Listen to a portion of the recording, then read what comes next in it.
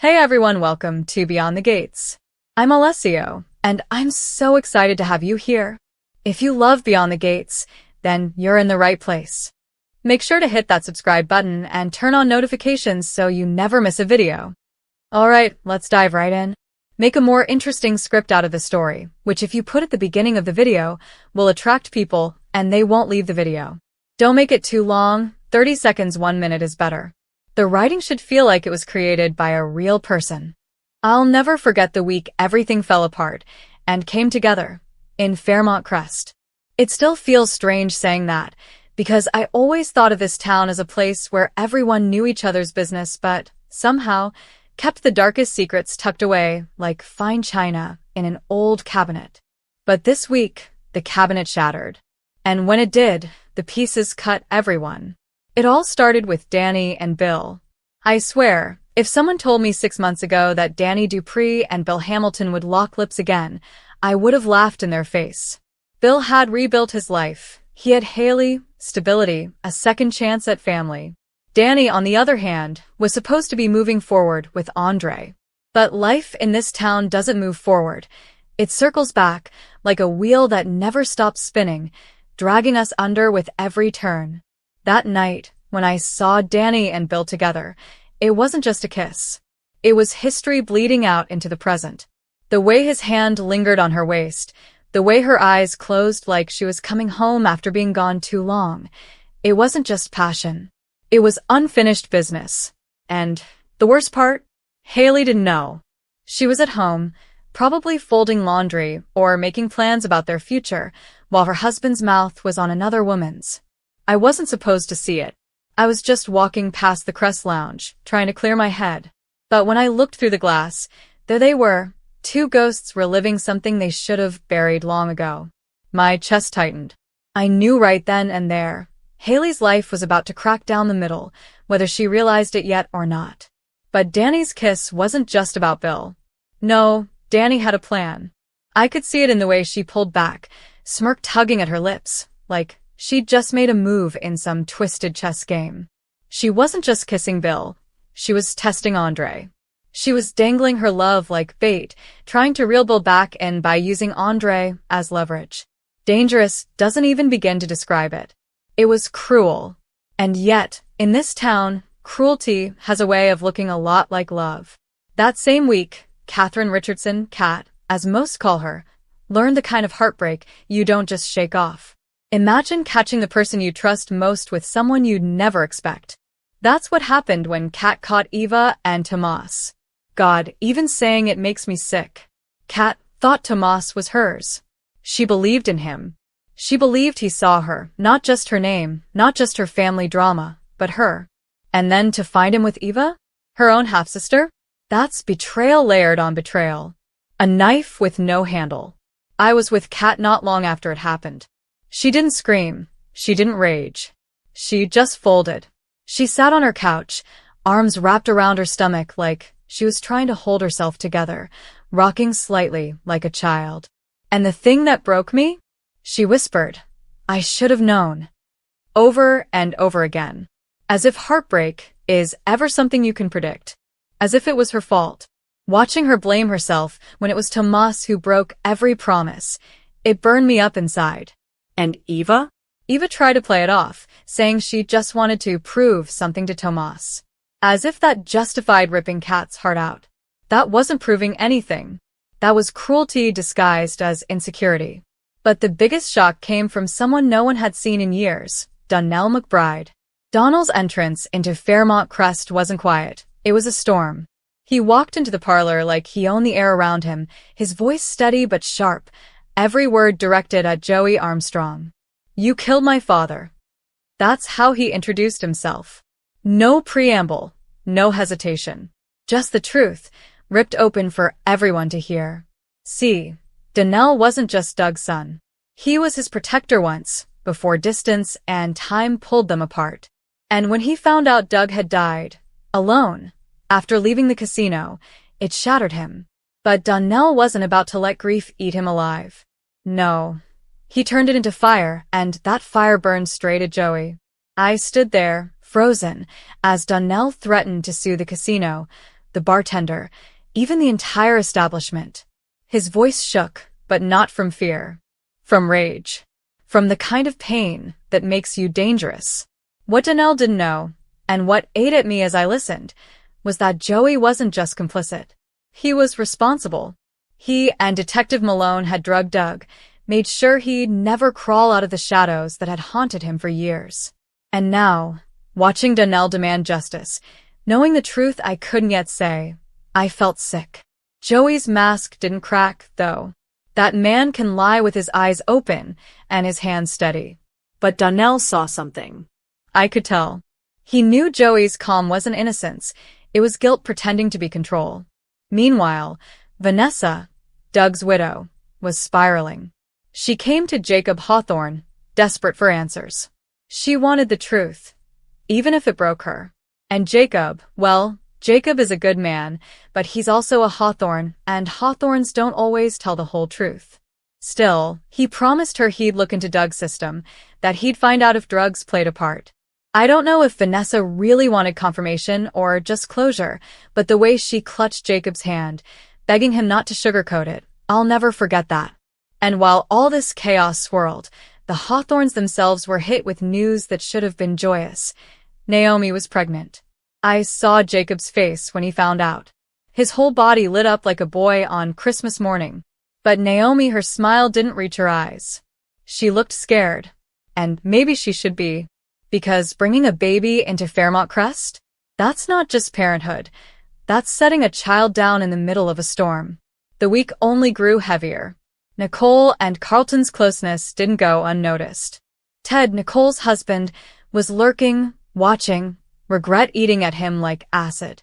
He wanted her back, but his own mistakes had already pushed her into another man's arms. And then there was Derek Baldwin, feeling left behind by Ashley. His body was healing, but his spirit? That was a whole different story. And Ashley, sweet, strong Ashley, was quietly wondering if she was strong enough to be a caretaker, to hold up both her life and his. I could see the exhaustion in her eyes, the way her shoulders sagged when she thought no one was looking. Loving someone in recovery isn't easy. It's noble, but it's also brutal. And then there was Hayley, making plans for her future with Bill, completely unaware of Dani's lips still fresh on his. The irony was almost too much to bear. How could she be thinking of babies and family when Bill was already halfway back in Dani's arms? Fairmont Crest is a place where secrets always find the light, no matter how deep you bury them. That week, it felt like every single person was standing under a spotlight, exposed, trembling, waiting for their truth to burn them alive. If you thought things couldn't get messy after Dani and Bill, after Kat catching Tomas with Eva, after Donnell storming into town, you'd be wrong. Because Fairmont Crest doesn't know how to stop it messy. It takes pain, wrings it out, and makes sure the whole town drinks from it. The morning after Dani and Bill's kiss, I ran into Hayley. She was standing outside the bakery, a box of croissants in her hand, smiling like the world was finally tilting in her favor. She talked about maybe trying for another baby, how she thought it was time. Her voice had this quiet hope in it, the kind of tone you hear from someone who's been through loss but still dares to dream again. And all I could think about was Bill's lips on Dani's. My stomach twisted. I wanted to tell her. I wanted to rip off the Band-Aid before it could fester. But what right did I have? This wasn't my battle, wasn't my marriage. Still, the guilt clung to me, sticky and heavy. Later that day, I saw Dani again. She was sitting at the parlor, swirling a martini glass like she owned the room. Andre walked in, her husband, her supposed partner, and she greeted him with a smile so rehearsed it belonged on a stage. When he sat beside her, she leaned in close, whispering something I couldn't hear, but I knew it wasn't love. It was strategy. Dani doesn't love the way most people love. She wields it like a weapon, and Andre is still too blind to see the barrel pointed at his chest. But Kat. God, Kat was unraveling. She stopped answering my texts for a day or two, and when she finally let me in, her apartment looked like grief had taken physical form. Clothes were scattered, makeup smudged across her bathroom counter, a wine glass tipped over near the couch. She was curled up in the corner, eyes swollen from crying. "He said it didn't mean anything," she whispered when I sat down beside her. Her voice cracked on the word anything. Tomas had come by, apparently, tried to explain, tried to minimize what Kat had seen with her own eyes. And Kat, broken as she was, wanted so badly to believe him. That's the worst part about betrayal. It makes you doubt your own reality. She kept asking me, what if I overreacted? What if it was just a kiss? But I saw the way Eva looked at Tomas. I knew it wasn't just a kiss. It was a line crossed, and once you cross it, there's no going back. Eva, of course, played innocent. She told Kat she only wanted to prove Tomas wasn't bad in bed, as if humiliation was something you gift to your half-sister. The audacity of that excuse, it made my blood boil. But that's Eva. She twists her insecurities into daggers, stabbing anyone close enough to reach. Meanwhile, Donnell was making his presence known. He cornered Joey outside the casino, and I swear, for a moment, I thought fists were about to fly. Donnell's voice thundered through the air. "You let my father drink himself into the ground, and you call that business?" Joey, calm as ever, smirked, said Doug had been a grown man who made his own choices. But Donnell wasn't buying it. He threatened legal action, made it clear this wasn't going away quietly. And the way Joey's jaw tightened, just slightly, I knew Donnell had hit a nerve. What Donnell didn't realize yet was that Joey wasn't just negligent. He was guilty. He and Detective Malone had orchestrated Doug's downfall, drugged him, made sure his spiral ended in tragedy. And watching Donnell pour his pain into justice while the real culprit stood smirking, it ate me alive. Sometimes I wonder if secrets physically poison you. Because holding that truth in, knowing what I knew, made me feel like my veins were filled with acid. Vanessa wasn't doing much better. She came to me one night after seeing Jacob. She'd asked him to look into Doug's system, to tell her the truth about what really happened. Her eyes were hollow, like she hadn't slept in weeks. "I just need to know," she whispered, clutching a photo of Doug so tightly her knuckles went white. "I need to know if he chose this, or if someone pushed him." Her voice broke on the word pushed. And Naomi, oh, Naomi. When she found out she was pregnant, she tried to smile for Jacob.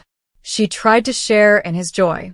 But I saw the panic flicker across her face, the way her fingers trembled when she touched her stomach.